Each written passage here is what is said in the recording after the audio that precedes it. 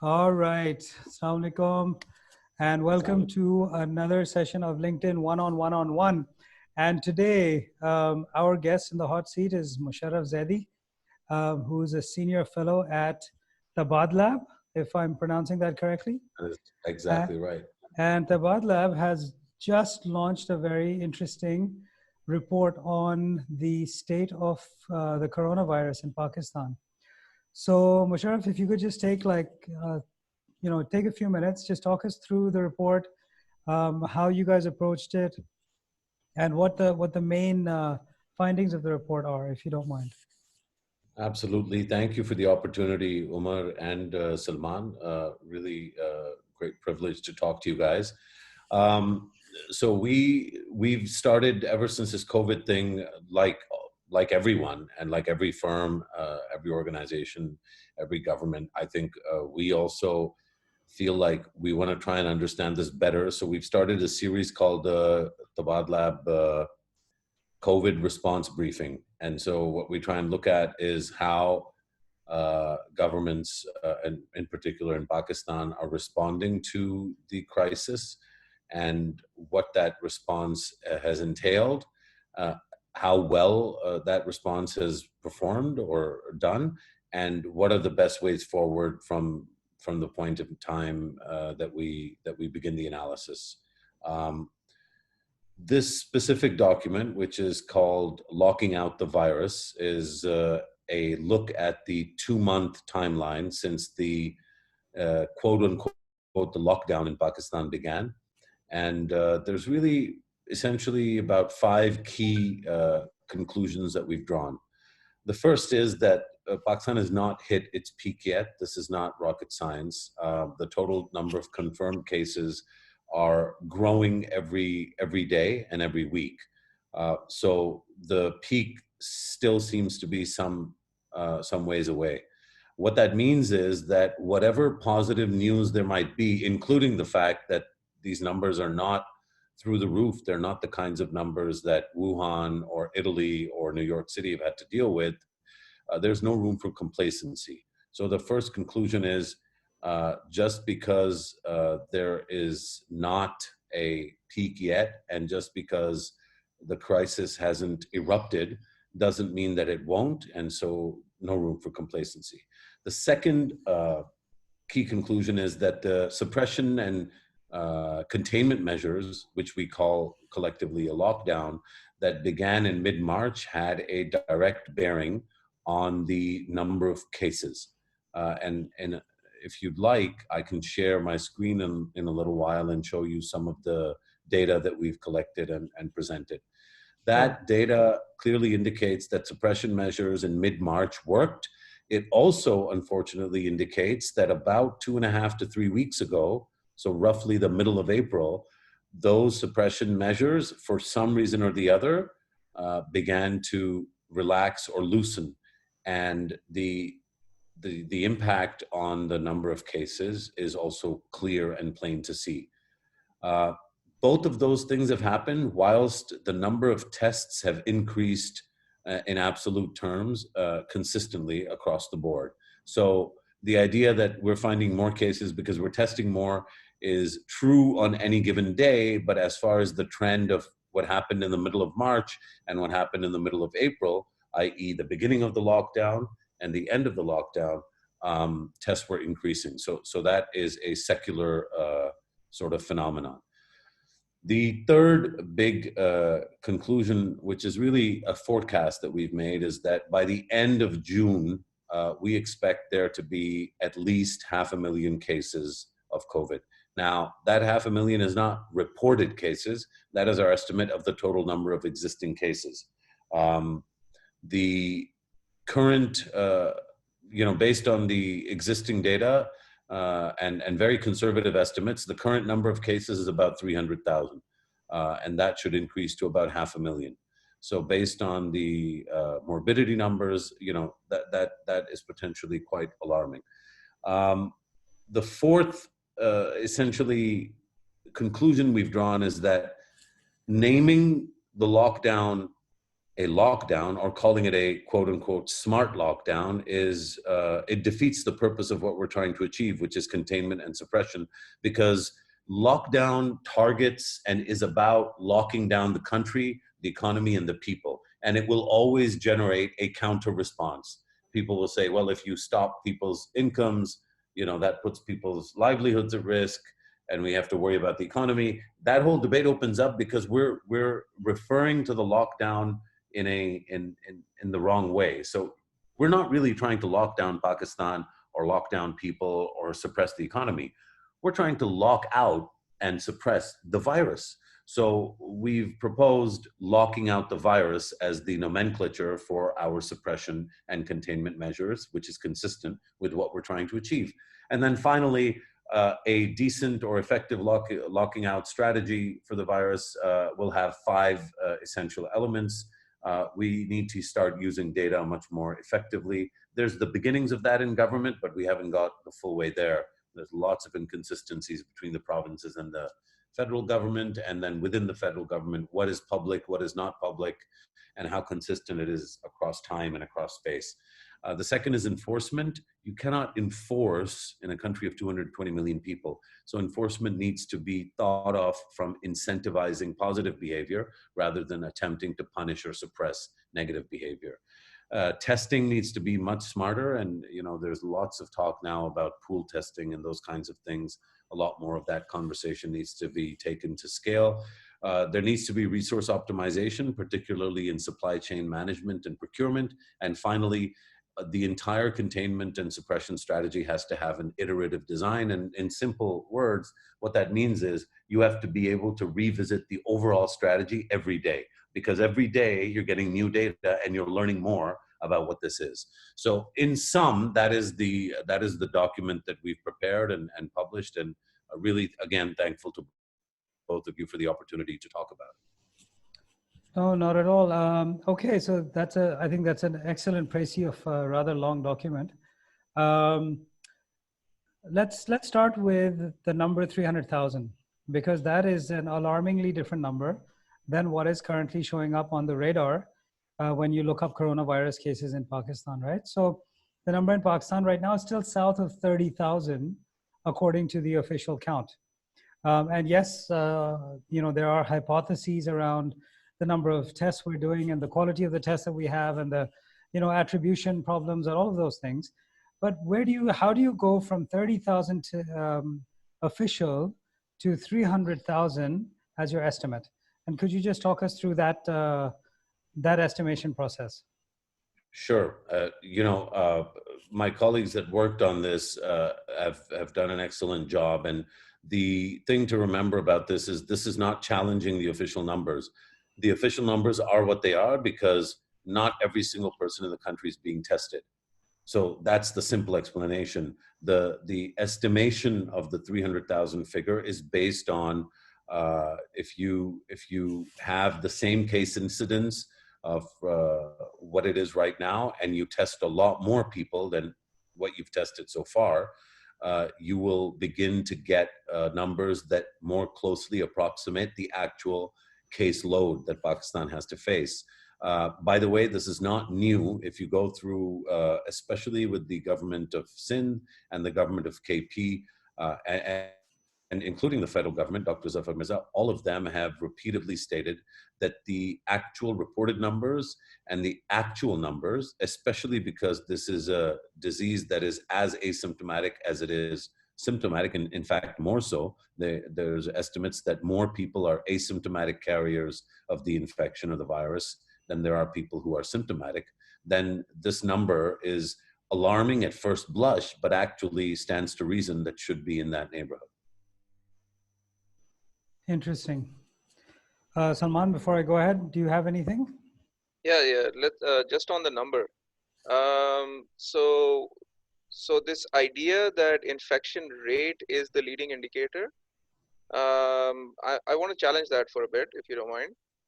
For me, when I look at the global trends and when I look at the Canadian trends and the US trends and so on, compare the two, for example, for me the leading indicator is death rate and not infection rate, because infection rate cannot be measured the testing is really weird and awkward. There's positives which are false negatives, negatives which are false positives. It's all over the place, depending on which PCR you're using, which method you're using. The 1 hour test is completely discredited the world over, it doesn't work, and so on and so forth. So, infection rate for me is not the leading indicator. For me, it's how many people are dying from the symptoms that we are getting to know as coronavirus. And the symptoms keep changing, by the way, they're constantly evolving.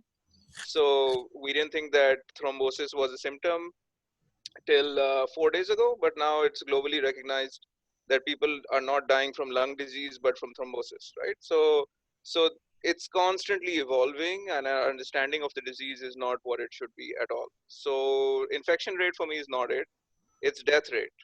Now the problem with death rate is that we're not. No one has done an analysis, as far as I could find, that what's the normal death rate and what's the delta death rate because of corona. So I've been looking for those numbers all over the place, but I haven't been able to find anyone who's done a delta analysis on it. And for me, it just seems like a lot of marketing, to be honest. It seems like we're being driven by a model which proposes a certain outcome, a certain outcome from this, and that model was set up by Bill and Melinda Gates Foundation in October or September of 2019. And it seems like all the thinking around the world is based around the same model, that this kind of pandemic will happen, these will be the effects, these number of people will get infected, and those infections will result in X number of deaths. It seems like we're all building into the same model. We're not challenging the model.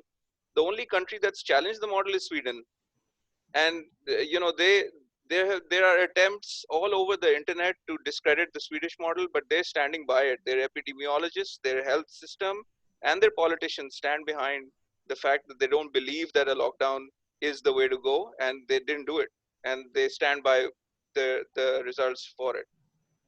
So can you talk to us about death rates and delta, and have you looked at delta at all? We also have been interested in exploring death rates. I don't know if there's any one leading indicator, and I'm reasonably agnostic. We haven't proposed infections as the leading indicator. That's just the infections forecast that we've done. We haven't done a fatalities forecast. We also haven't done a hospitalization forecast. I think one of the challenges in Pakistan is that, in fact, let me rephrase that. One of the challenges with this crisis globally is that even the definition of a COVID-19 death is deeply contested across the same hospital. Within the same hospital, there's different definitions. Within the same jurisdictions, there's multiple definitions, and across countries or subnational governments, national governments, there's a real robust debate as to how you put something in the COVID category. That debate has been, I think, contaminated by the skewed incentives or incentives that are offered through a number of stimulus packages, through care packages and other facilities that have been offered to people that suffer from COVID-19, people that may die because of it, hospitals that have to absorb a massively new and excess burden than what they're used to the extent that, the point that you're making is that, how we understand this should not be treated as an orthodoxy. I completely agree. There can't be any orthodoxy because I don't think anybody's quite put their head around this thing in its entirety. As you mentioned with thrombosis, you would have also seen that there are cases of stroke that have popped up in a big way in amongst COVID-19 patients who are between their 20s and 50s. And now, potentially we have a stroke epidemic caused by the coronavirus pandemic. So I think the questions that you raise in terms of what is the ideal indicator, our view is there is no ideal indicator, and we're all trying to essentially clutch at reasonably informed straws to try and pull out one that makes the best sense and gives the most data and information to decision makers to make the best possible decision, not the best decision, but the best possible decision. And I think really that's essentially what public policy and what good decision making, whether it's the public sector or the private sector or nonprofits, good decision making is about equipping oneself with a range of data points without marrying yourself to any one of them. And I think that to that extent, you're right, that I think Sweden offers an interesting case study. I personally don't know if the way in which that has been framed in the press is accurate as herd immunity, but I certainly don't think that it is a gamble worth taking in a country of 220 million people. I mean, we've seen a lot of coverage of Taiwan and of New Zealand and of Sweden. And if Pakistan's leaders only had to manage Gulistan-e-Johar, I think we could do as good a job as those countries. But we are, as a country, a little bit bigger than Gulistan-e-Johar or Nazmabad or Gulbarg or just a little bit. Satellite. Yeah. Yeah. So I think the challenges we have in terms of scale make it so that I don't think any serious person can either be completely wedded to one model, either as a solution or as a diagnostic, nor reject anything that's out there. I think we have to have a reasonably open mind and do an honest job of parsing through the data. And then also, it's the holy month of Ramadan. Pray to God as well. Absolutely, no doubts about the pray to God part. So interesting epidemiological analysis. So a lot of the NHS doctors' deaths are Pakistani origin doctors. And one of the findings that I was studying was that people with either West Indian or Pakistani origin are more likely to die of COVID in the UK than other parts of the population. And that doesn't play out in genetic terms in Pakistan, right? But so there's some genetic mutation that happens to our gene pool when it goes to the UK, which is being affected, but not in Pakistan itself. And this is another confounding factor. What I'm trying to say is that if we try to analyze on the gene basis, it doesn't seem to play out. When we analyze it on socioeconomic basis, yes, there is a discrepancy in the deaths in Black people in America versus Caucasians. That is there, but that's usually because they're not given the same level of treatment because they end up in poorer hospitals and government hospitals and so on. Versus, well, also, if you grow up, if you grow up in Compton versus if you grew up in Orange County, you probably had different. Your mom was probably taking like multivitamin supplements in Orange County, and your mom may not have been had access to those supplements. You were probably eating very differently. You probably went to different schools and picked up all kinds of different diseases from the petri dish of a school experience, and that's the same everywhere. But those petri dishes themselves are qualitatively different when you go from sort of South Central to a much nicer neighborhood somewhere.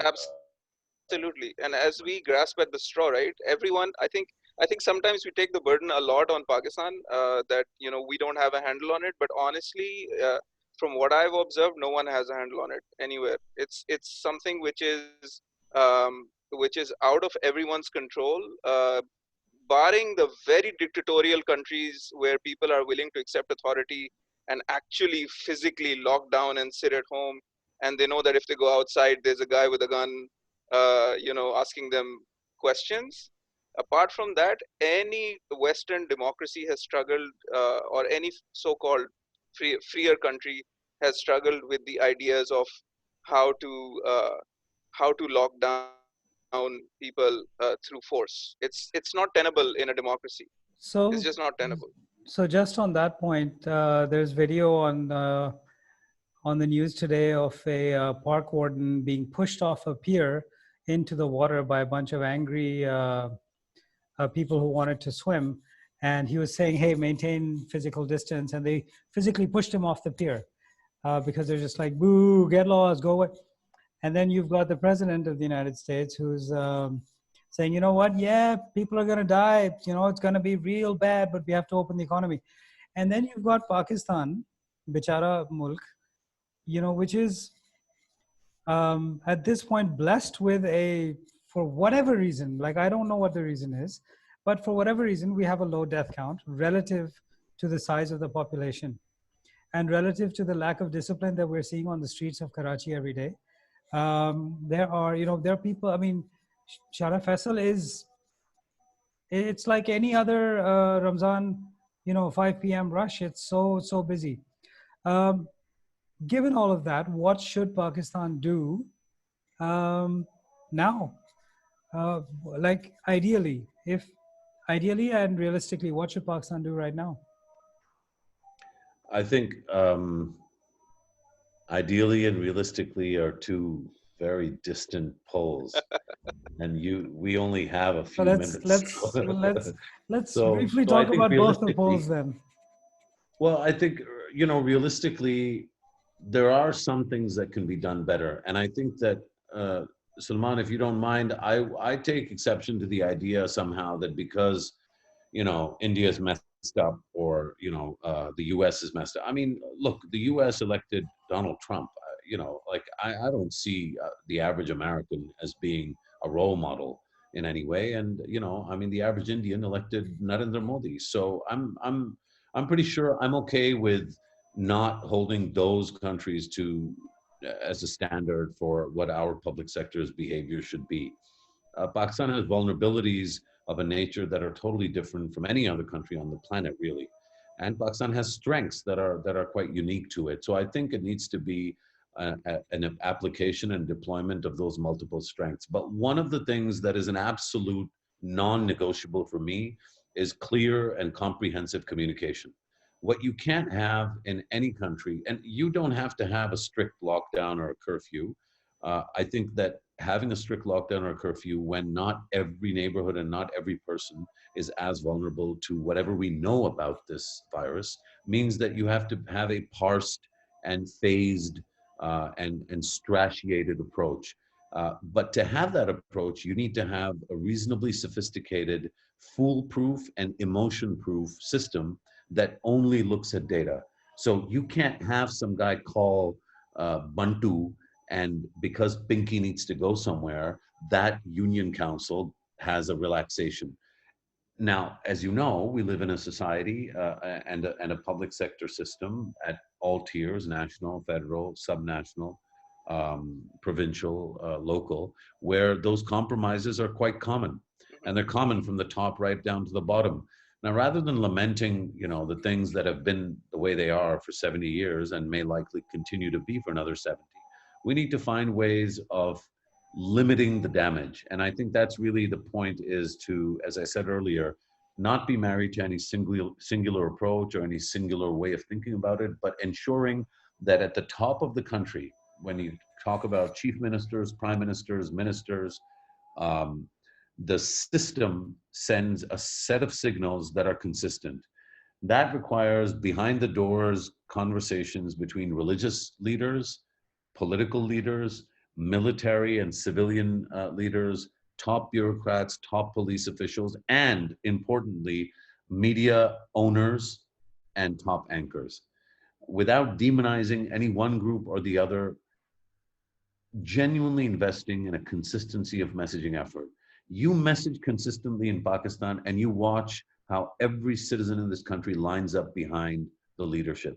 But when the leadership itself is more invested in playing off a news item as a weakness for the opposition, or the opposition is obsessed with playing off every news item as a weakness of the government, and that this thing gets multiplied over and over and over again so that it's a constant loop, then you get what you get. So I don't think it's singularly the prime minister's fault that there is mixed messaging around what the measures are, uh, but it is certainly the prime minister's responsibility to grab a hold of it and to be more consistent in his own messaging, but also to develop a working relationship with the rest of the centers of power in Pakistan to ensure that there is consistency. So let me take that. So that was a very nice 33,000-foot statement, very well caveated and nuanced. Should airlines open up again? Airlines should open up conditionally. with very tight constraints on who can enter the country and who can exit. Oh, I'm not even talking about international flights. I'm talking about domestic. Yeah, that's an interesting question. I don't know. I think I think airlines and airports, these are kind of super spreading hubs, right? I think that so I just had a conversation with kind of, I think some of the top thinkers on these issues, along with my colleague Umar Nadeem. We had people from SERP, and we had Rashid Langrial, we had Maruf Sayed from SERP, we had Haris Gastar from CSSR, and Dure Nayab from PIDE, and we had Tania Drus, and this group of folks. One of the things that comes out of that conversation, and these guys are all much smarter than I am, but I think we all think the same thing on this. You have to, when I say a strategiated or a variated approach to the so-called lockdown or the attempt to suppress or contain the virus, you have to make sure that what you open up is contained and containable. So if there's a sector that's going to open up that is purely of young people that don't move around too far and stay within a certain area, that makes sense. But if you're going to open up, nodes of spreading, then I think the conditions under which that happens have to be really well defined. So again, what I'll say is, on first blush, I'm not sure that it's the greatest idea, but I haven't done enough thinking about the ways in which we could limit the damage that could do. And I haven't done an economic cost benefit analysis of the benefits that will flow from opening up the airlines. Pakistan is a very low air travel index country. So what effect it'll have on our GDP to have the airlines flying again, I think is marginal for my money. But there are other sectors of the economy that may benefit hugely from a intelligent, strategiated approach in which the risk is minimized and the benefits are optimized. Okay. So just coming back to the earlier point, if you're able to trace patients, which in Pakistan we're able to do, you mentioned Tania Idrus. Digital Pakistan has been collaborating with the telcos to provide tracking data of COVID-19 confirmed patients and other people that they may have come in contact to. And those people have received SMSs saying, please quarantine yourself, get yourself a test, and so on. So no one in Pakistan has a problem with that. We're not really obsessed with privacy like Western countries.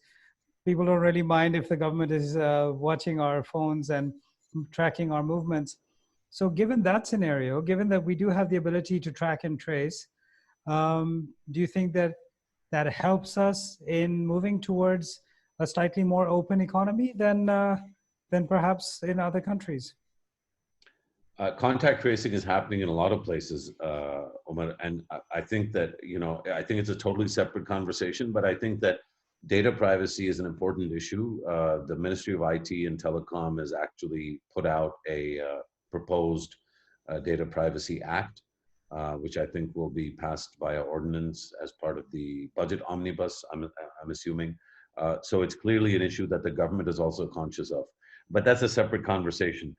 I guess the bigger issue is contact tracing the solution? No, I think it's a component in an array of solutions. If contact tracing is able to identify at-risk individuals and at-risk behavior, then we can celebrate that because of that capability, but that capability is meaningless if the next step is a question mark. So the next step, once you've identified potential super spreaders and you've also identified potential containment measures, then the next step is, can you contain it?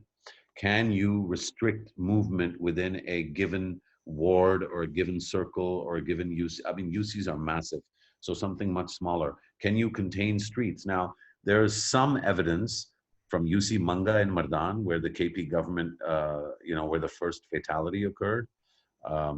They locked UC Manga. They ended up having They took, I think, 53 tests. 48 of them came out positive amongst that individual's circle of influence and engagement.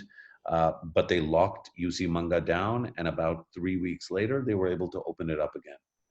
The amount of public policy effort and energy that was invested in that one union council being locked down is very, very substantial. Now, how many union councils in the district of Faisalabad? Quick guess. 40. Salman? 210. So it's closer to 450. There you go. We're completely off. Jesus. That's the point. The point And that's is, just Faisalabad. and that's one district. How many districts in the Punjab? 36, right? 34 districts in KP. You're looking at a very, there's over 8,000 union councils around the country, right? Does this country, and this goes back to the point Salman was making earlier, and really the point about Sweden. If we were just Faisalabad, you know, or Sweden or New Zealand, we can do this, right? Because then you take that massive army of 600,000 people and you deploy them to 486 union councils, and you got it. Lock it right down, baby. But you're not going to be able to do that. And so then I go back to the original question. Contact tracing, very exciting as an idea. What does it actually mean? And again, the point is not to denigrate or deride the solution. I think contact tracing and targeted suppression and containment measures is actually the right answer. But how that's going to be done is, I think there's a lot of points between that A and B. Like it's a long, twisted journey. And what you need is a unified and coherent national and provincial and subnational leadership, unified civil and military, unified bureaucracy and media. Like everybody really has got to come together in order to be able to pull off the potential advantages of having contact tracing and having targeted suppression. And as things stand right now, we might have some pieces of that puzzle, but it's apparent to me, at least, that we don't have the whole kit and caboodle. And I think that's where some of the work needs to be done. Okay, I guess from my side, final question would be, do you think that the lockout needs to continue for at least the next couple of months? I think that suppression and containment measures probably need to continue into the fall season. But that doesn't mean everything is shut down. That means that there are fundamental changes in behavior patterns.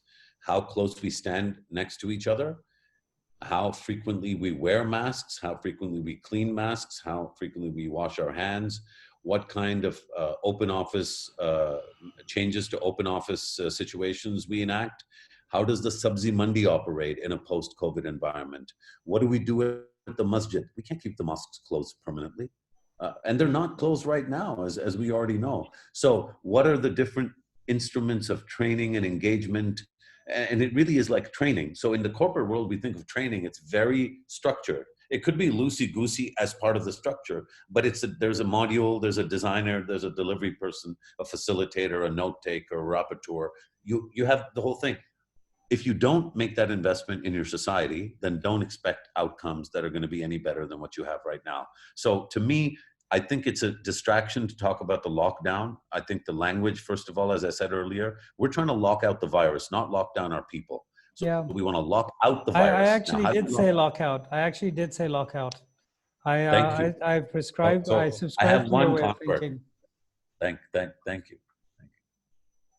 It was instantaneous. No, I think wording is everything. I mean, in the UK, the reason that one of the reasons that Brexit went through is because it was a cooler way of phrasing their challenge than the other guys who said remain, and they're like, remain? What the hell is remain? It sounds like something you put in your salad, you know, remain lettuce. So, but also remain is boring, right? It's static and it's yesterday. And I mean, why would you name your it's ridiculous. They lost the comms battle. So here, I think the lockout idea is an interesting one. Salman, any last words? No, I'm completely out of time. So thank you. All right. Mosharraf, thank you so much for your time. This was an Thank excellent, you, Mosharraf. excellent discussion. Thank you, Salman. And Thank you, Umar. I think certainly the most serious discussion that we've had to date on this forum. So thanks again, Mosharraf. Talk to you soon. Stay safe and stay home. But Bantu wants to go to Pinky's wedding in Islamabad and needs a plane. So arrange for the airport to be opened, my friend. Above the law. Above the law. Hey, send me a message. All right, I'll do that. All right, All right, thank you very much. Allah Hafiz.